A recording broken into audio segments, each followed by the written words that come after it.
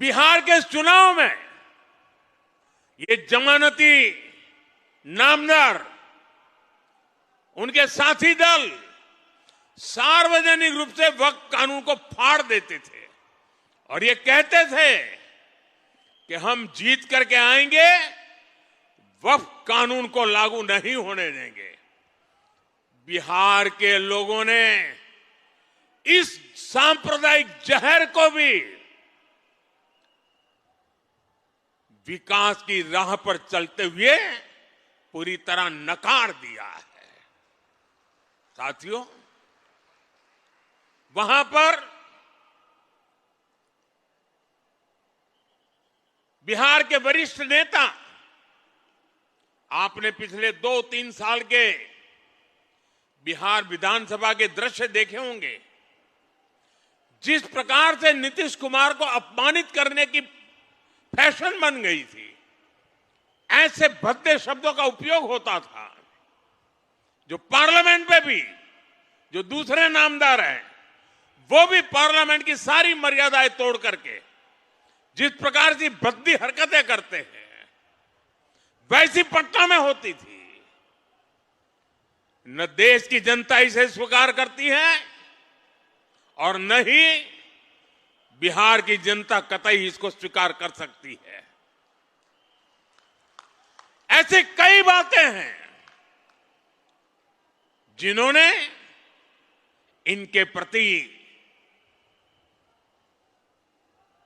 पूरी तरह नफरत का माहौल इस चुनाव में नजर आ रहा था। साथियों, समाज के सब वर्ग ने, बिहार के सभी क्षेत्र ने एनडीए को, एनडीए के साथी दलों को अभूतपूर्व समर्थन दिया है। अगर मैं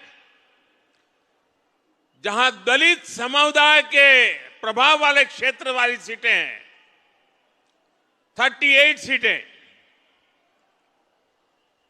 34 सीटें एनडीए जीत गया।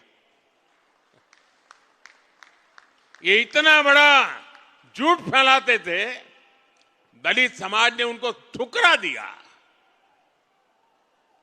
साथियों, देश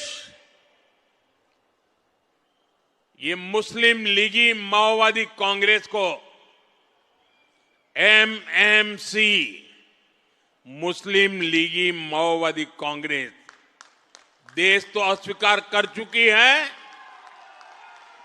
कांग्रेस पार्टी में जो राष्ट्रीय विचारों से पले बड़े लोग हैं, जिन्होंने कभी इंदिरा जी और राजीव गांधी जैसे लोगों के नेतृत्व में काम किया है, ऐसे कांग्रेस का बहुत बड़ा वर्ग ये नामदार की हरकतों से दुखी है।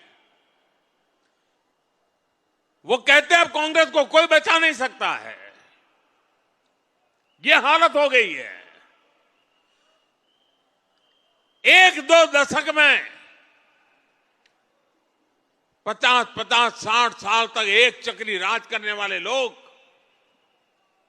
इस प्रकार से खत्म हो जाएं, ये साफ साफ उनके लिए आत्मनिरीक्षण का विषय है।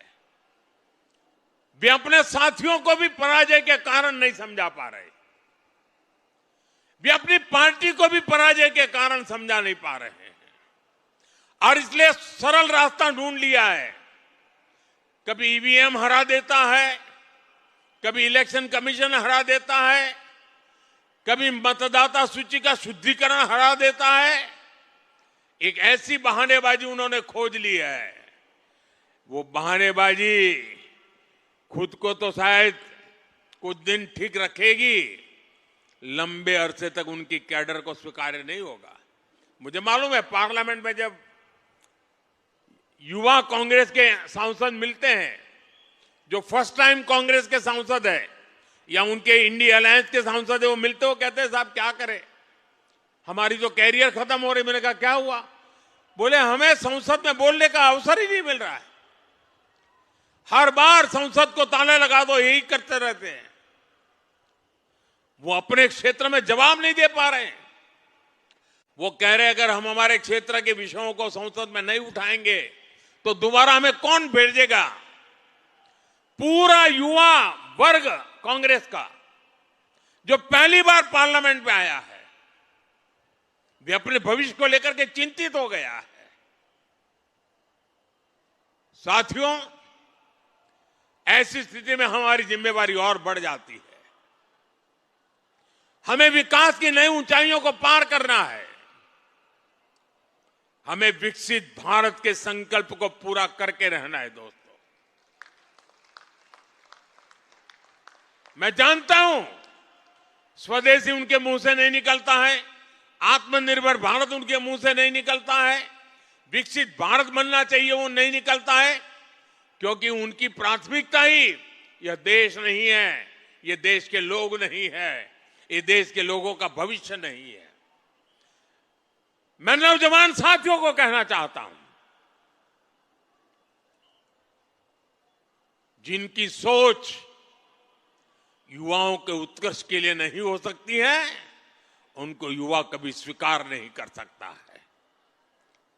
और इसलिए साथियों, बिहार के चुनाव नतीजे हिंदुस्तान की राजनीति के अत्यंत महत्वपूर्ण नतीजे हैं। और मैंने कल भी कहा था कि लोकसभा के चुनाव के बाद जितने राज्यों में चुनाव हुए, सब जगह पे उनकी हालत खराब है। 5 या 6 राज्यों में चुनाव हुए, उन सबके कुल मिला के कांग्रेस को जो एमएलए मिले हैं, उससे ज्यादा कल हमें अकेले बिहार में मिले हैं। ये हाल है। लेकिन साथियों, हर विजय हमारे लिए जिम्मेवारी लेकर के आता है। हर विजय हमें कुछ ज्यादा देश के लिए करने की प्रेरणा देता है। हर विजय जन सामान्य के साथ जुड़ने की हमें प्रेरणा देता है। इस मंत्र को लेकर के हमें चलना है। आज जनजातीय गौरव दिवस है। भगवान बिरसा मुंडा की 150 वर्ष हुए हैं। आज उनकी जन्म जयंती है। हम सब के लिए ये जनजातीय गौरव दिवस भी उतना ही महत्वपूर्ण है। आज जो शानदार कार्यक्रम डेढ़ियापाड़ा में मुझे करने का अवसर मिला, इस महत्वपूर्ण अवसर में उसको भागीदार होने का मुझे अवसर मिला, और अभी सूरत के लोगों के दर्शन करने का अवसर मिला। ये मेरे लिए सौभाग्य की बात है। मेरे साथ बोलिए, भारत माता की, भारत माता की, भारत माता की। वंदे वंदे वंदे।